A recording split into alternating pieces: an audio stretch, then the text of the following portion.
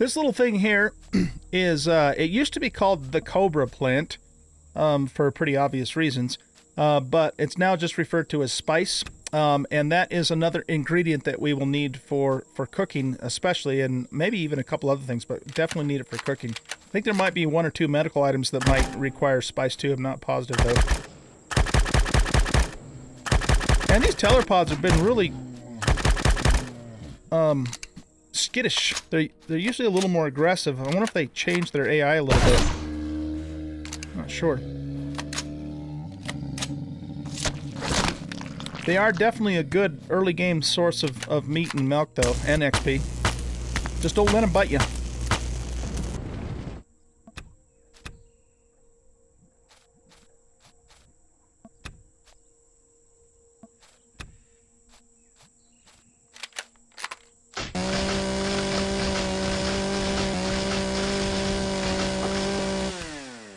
Okay, so we can't pick that up because we are now full. So what I'm going to do is go over to the hover vessel, and incidentally, we talked a little bit about the wireless menu, or the logistics menu, as it's called. If you're, way out here, right, it's disabled, so I can't open it up, because the F4 key is the one, that would open it. But if you get really close to a vessel, even if it doesn't actually have a wireless device, then you can actually use it. But you can't be really far away from it. So, yeah, see, right about here is about the max limit, because now it's not available. But if I move just a little bit closer, see if it lights up now. No, you have to be really close to it. Almost like right up against it.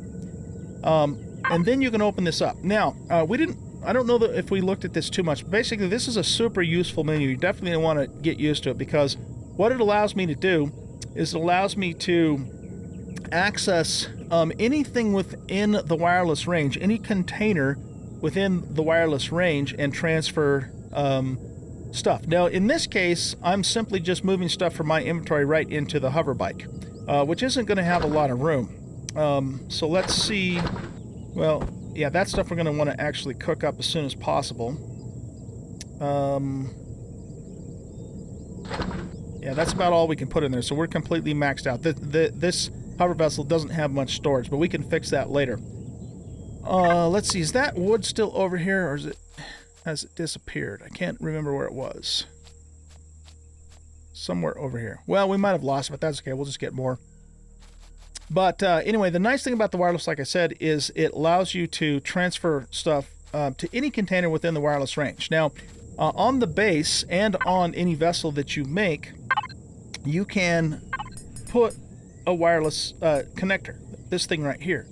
And then this has a pretty large range, and then you can, you don't have to be right next to the container to put stuff into it. So just get used to hitting the F4 key when you're in range to transfer stuff. Okay, so see, we can't do anything more. I can't hold any more wood in my inventory, at least not those logs there, because they're just going to be too heavy. And we can't put anything more in here, so we're as full as we can get at the moment. Okay, so we'll just have to leave those logs there. And we're going to head back to the base here.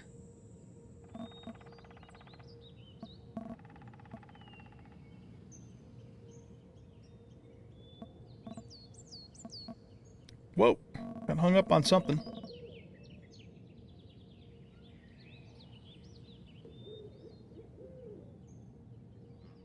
No, that's not where we want to go. It's interesting that mark is still... Oh, I know why it's still there, because of we started that quest. This is our spot here. Okay.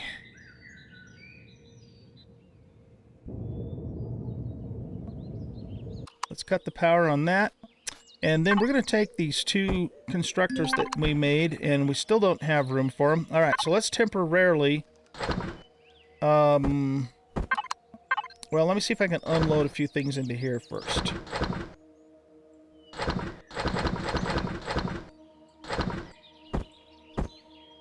And I'm going to cook up that meat right now so it doesn't spoil. Now we can pick that up. Okay. So we'll put both of these down here, and then these guys are going to do nothing for us but just crank out biofuel like crazy. So I'll hit the F4 key to get that other piece of wood out of here. In fact, let's get everything out of here. Except for... I want to keep a little bit of extra fuel in here. Okay, and then we need to evenly split this wood up, so that should work. And then we'll have him crank out biofuel too. Okay, so you're doing blocks, and you've got 51 blocks done for us, which is a good start. And we need more stone now to keep that going, because we're going to need quite a few more blocks than, you know, just the 50. They're doing fuel, you're cooking up food for us, and we already have our base starter block. Put that stuff in there now too. Okay, so let's see. Looks like we're about out of time here. Let's... Okay, here's what I'm going to do. I'm going to just... We're just going to do the very, very start of this, but we're not going to be able to finish it in this episode because we're really running out of time here. So I'm going to... Let's get this set down too. We'll just put it right here for now. And in 43 minutes, endgame minutes, which is roughly 43 seconds, we'll be able to set it back to daytime just so we can see a little bit better. But here's what we're going to do. We're going to grab this base starter. We'll put the meat there. And we're going to go up, somewhere up around in this area. And now I'm going to introduce you guys to another really, really useful aspect of this game that we haven't looked at yet. And that is the personal drone. So, if I press the F5 key on my keyboard, what it does is it launches a drone. And then that drone can fly way up in the air, can fly all around, and notice that I still have access to my toolbar, and I can still use everything on my toolbar from the drone. This little feller is exceedingly useful in this game, and you're gonna want to get used to using it all the time for all kinds of different things. What we're gonna start using it for, though, is we're gonna start using it for building our base, because we can get up high and we have, you know, a more of a bird's eye view, and we're more maneuverable with the drone than we are in our actual body. I don't know. I don't think you can. I don't know of a way that you can actually look at your own drone. But if you play multiplayer with other people and then they pop their drone out, then you can see them. Then you can actually see the drone. But I don't know of a way to actually see my own drone. If there is a way to do that, and you guys know, let me know in the comments, because I actually would like to know that. Okay, so yeah. And then to put your drone away, just hit F5. Okay? The drone is something that you're going to have to use your imagination with a little bit, again, in terms of where it's actually coming from, because it's actually pretty large. You know, if you see another player's drone, you look at it and you go, oh my god, that thing's huge.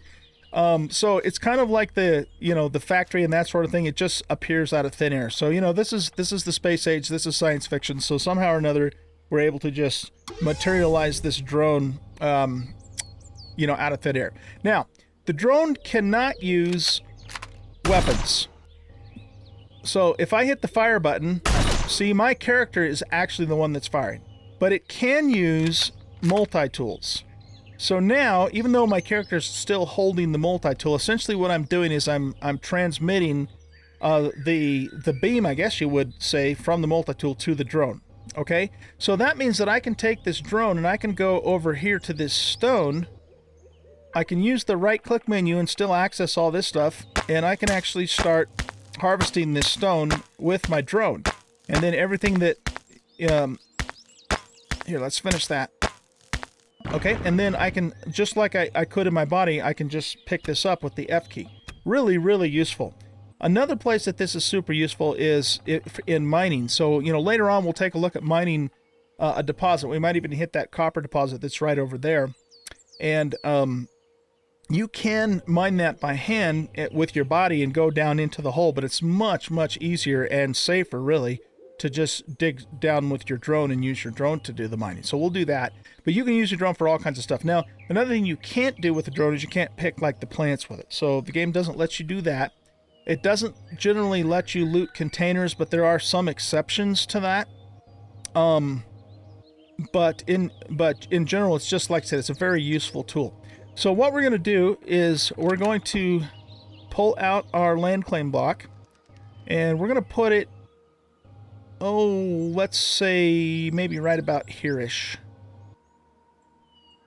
Okay, and we set that down. Now, the land claim block is supposed to clear some of the grass out of the way, and it did up here, but it didn't do it out here, and I think it's because this is probably on a slope. So what I like to do is, and I showed you guys this earlier, so I actually like to use the tent for that. But the thing about it, though, is because we are on a slope, this might kind of screw up the ground a little bit. Yeah, maybe not. Yeah, it did put a little bit of a divot in the ground there, didn't it? Okay. Well, let's not do that then. Let's not do that. Let's just keep our tent over here.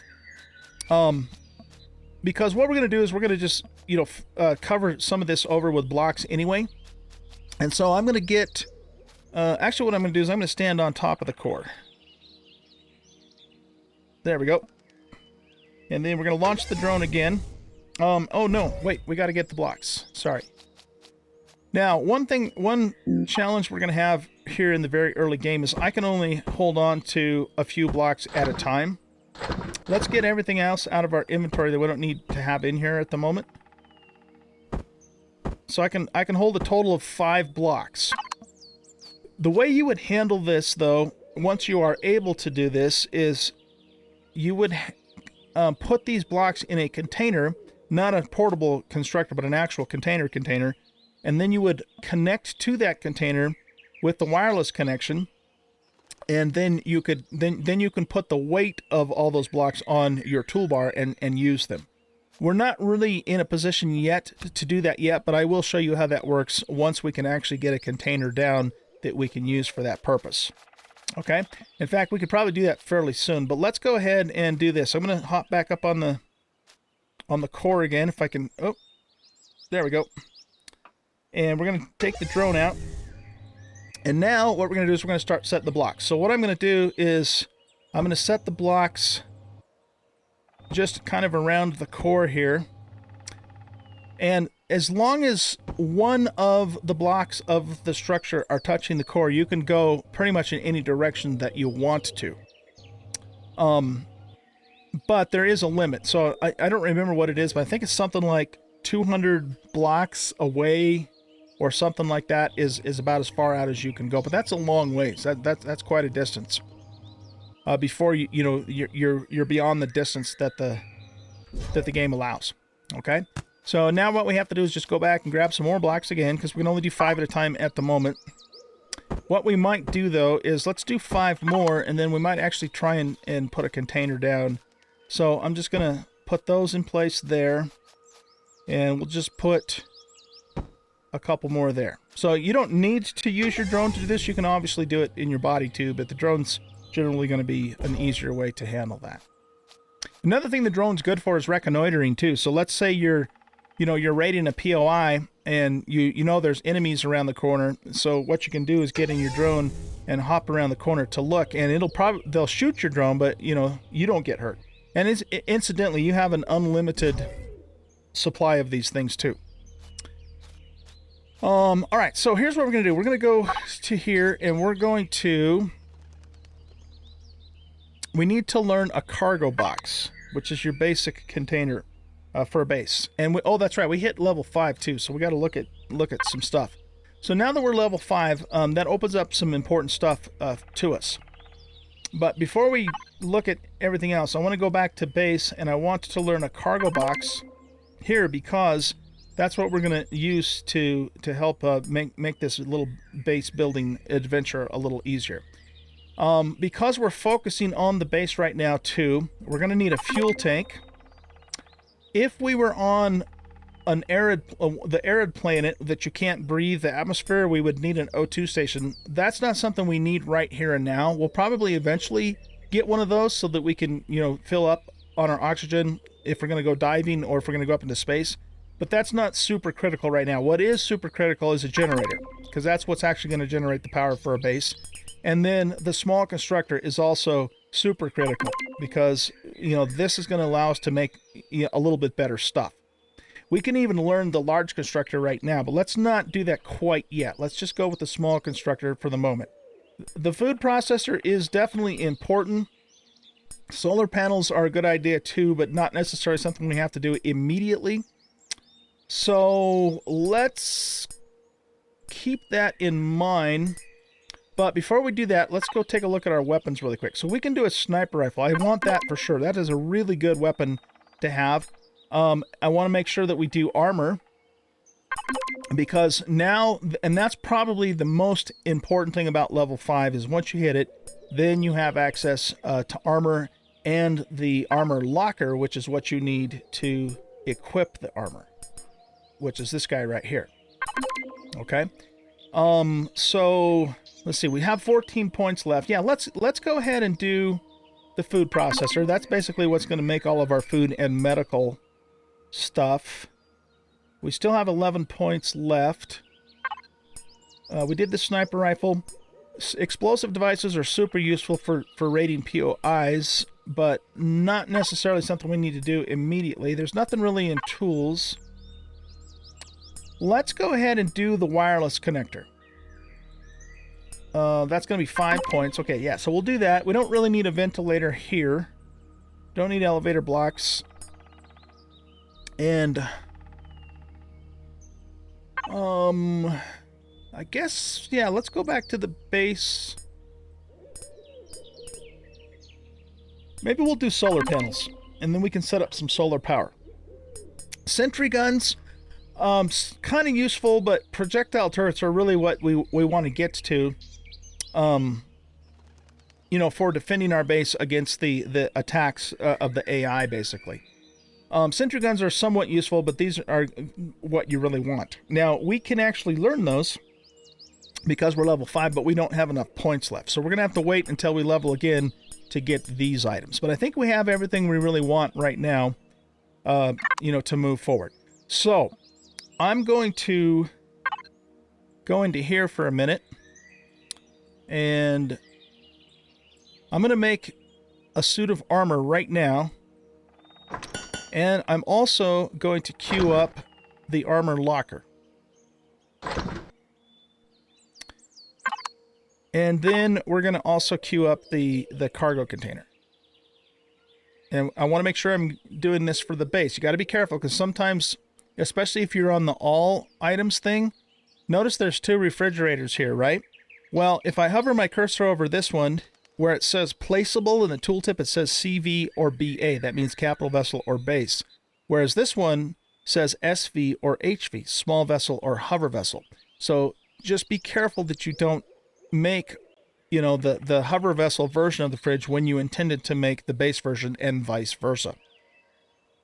So yeah, same thing for the cargo boxes too. So I'm going to make sure I'm on base just so I'm not doing the wrong thing.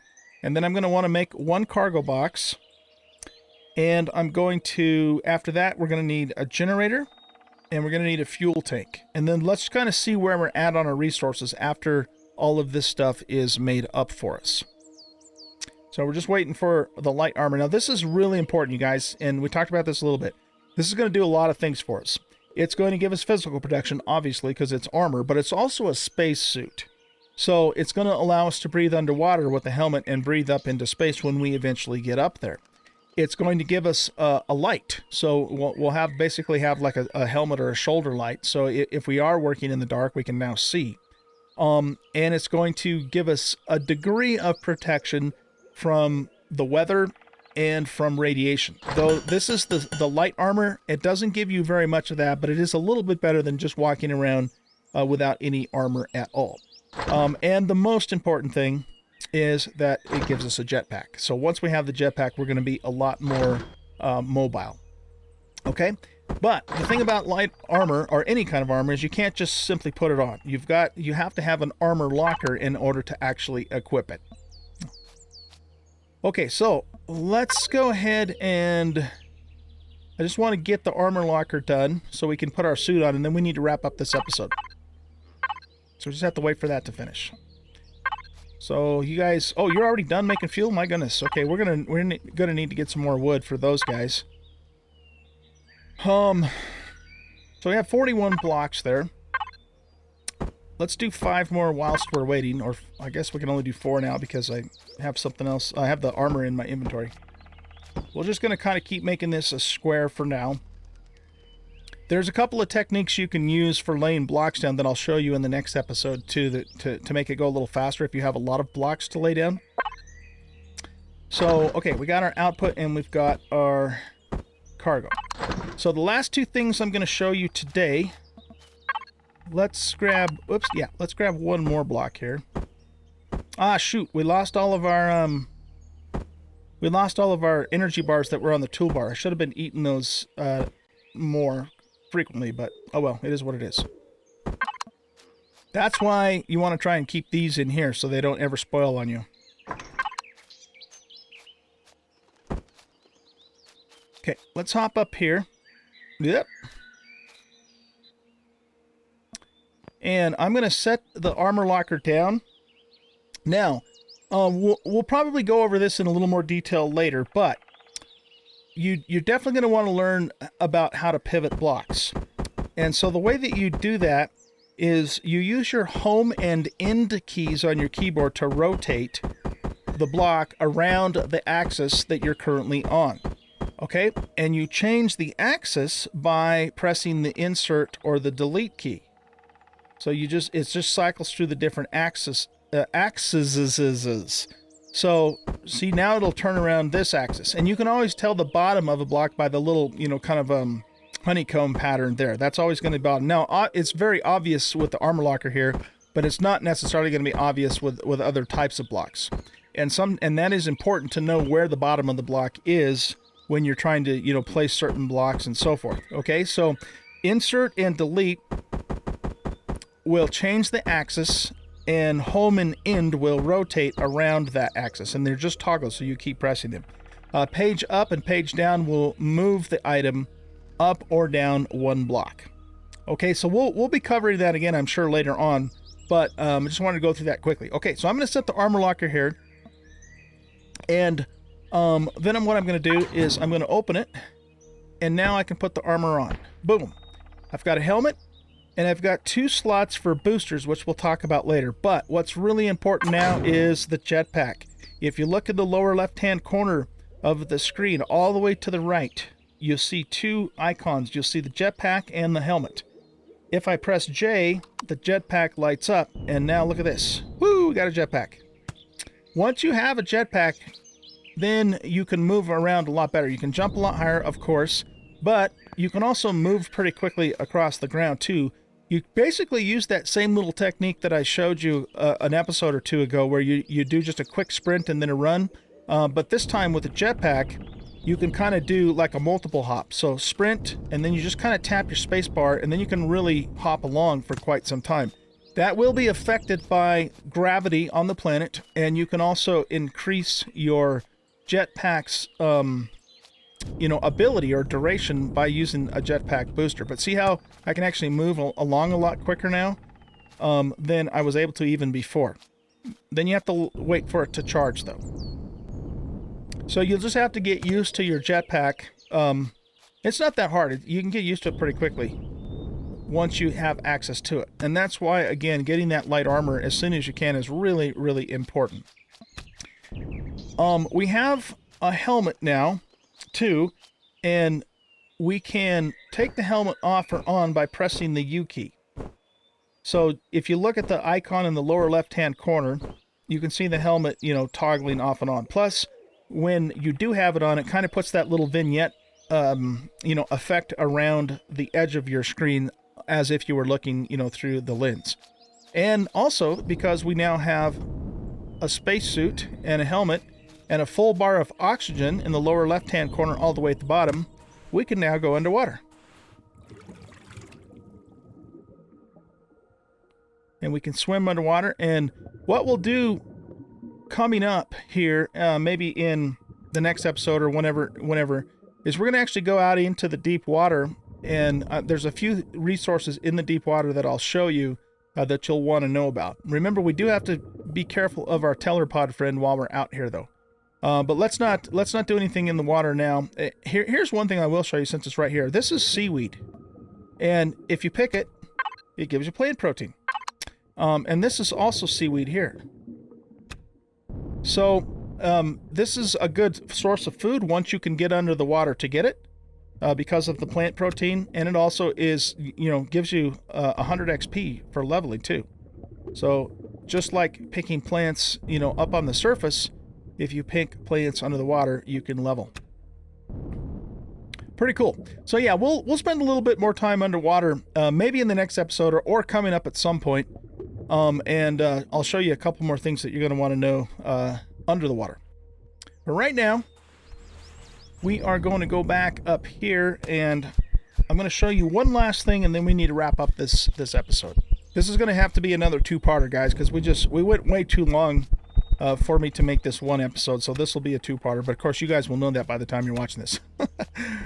So I want to get the thingamadoodle. What is it? Oh, we already have it. The cargo container. Okay, let's put this down too. Now, the thing about our current situation is that once you put something down, you can't pick it back up without destroying it, because our survival tool can't do that. It can only break stuff down. So we're going to want to try and get ourselves a multi-tool as soon as possible, because once we have a multi-tool, then we'll be able to pick stuff back up and put it somewhere else if we want to. But it's so important, that we get our armor as soon as we can, that we're just going to put that there, and it's going to have to stay there for now, and we'll move it later once we have a multi-tool. Same thing for this container. We really need this container right now to continue, so we're going to put it here, and then, we'll move it later once we have a multi-tool if we need to. Now, before I set this down, I'm going to right-click. And so the way that a lot of the blocks work in Empyrion is that you have just your, kind of the main representation block, but then you can have all kinds of variations of those blocks that you can access from the right-click menu. Really cool. And the thing to pay attention to here is, and this is a little bit weird, it doesn't really make sense in terms of, the resources that you had to use to make one of these things, but you want to pay attention because some of these cargo boxes actually have more capacity. The rule of thumb there is the bigger ones have more room, which it does make sense, right? So this one here that I'm currently on, notice that it has a volume capacity of 8 KSU. No, I'm sorry, I'm reading the wrong thing. It has a volume of 20 SU. Okay, storage units is what that means. The volume capacity itself, I think, is that the... I might have those backwards. That might be the storage space that it takes up versus what it has. Well, anyway, what I'm trying to say is that this one has more storage space than this one does. Oh, yeah. So it is the volume capacity, because the volume is what it itself is taking up. So notice that this one has the 8 KSU, whereas this one has 32 KSU. So I think that means thousands storage units. This one has 8, this one has 32. So you want to pay attention to that, because if you want to maximize your space, you want to use the larger blocks. I like this one, and purely for aesthetic reasons. It's not any better or any worse than any of the other ones, but this is the one that I kind of like. And remember, we have that axis that we can turn things on. And so we want to turn it that way, and then we're going to go ahead and set it down. Now we can go up to it and access it, and it basically gives us 16,000 volume. Okay? So now, this is the best part about this. We're going to connect to this container. This is the whole wireless mechanic of this game, right? We're going to connect to it, And what that does is it now gives me access to what's in this container on my toolbar, and I can move away from it. I don't have to be standing right next to it. And I have all of the capacity that's inside of this container. So all of its mass and all of its volume, I have access. So kind of think of it as, you know, I have like, well, that is what it is. I have wireless access to whatever's in this container, and then I can set stuff down. So what I'm going to do is, we're probably going to get out of range here, but if I can quickly get over here and get those on the toolbar, we did it. Okay, cool. So now I have placed all of those blocks inside of here. See? And there they are. And now if I want to start setting them down for the base, I just connect to this container, I put them on the toolbar, and now I can set down these other 36 blocks. Whereas before, I was only able to work with 5 blocks at a time. Now, when I get into my drone, you'll notice that it switched to my normal toolbar. So the way that I switch to the wireless toolbar is that I press the T key, because, you know, T for wireless. Don't ask me. It's just the key, right? And so now it's actually switched me to the wireless toolbar, and now I can use my drone and go around and continue building the base.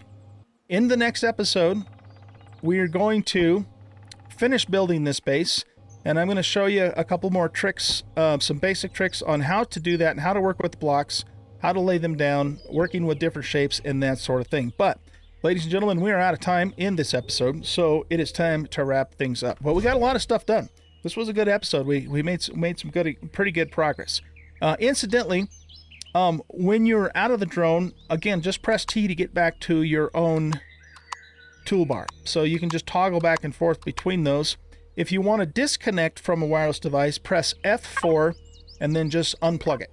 This is like a little plug here, and now you're disconnected. Okay? That is it, guys. So I hope you enjoyed this episode. If you did, please hit that like button, subscribe to the channel, leave a comment, share out the video. I do want to encourage you guys to leave comments. If you are a new player, let me know how you like this tutorial, if it's helping you out. And if you have more questions about certain things, feel free, of course, to ask those in the comments. If you're an experienced player and you have advice for me, or you know, if I got something wrong, do let me know, you know, what that is so that I can make the corrections. But again, I just ask that you are factual in your comments. You know, make sure that what you're telling me is accurate and true so that we can make sure that the new players that are watching this are getting good information. That's it, guys. We'll see you in the next episode. Bye-bye.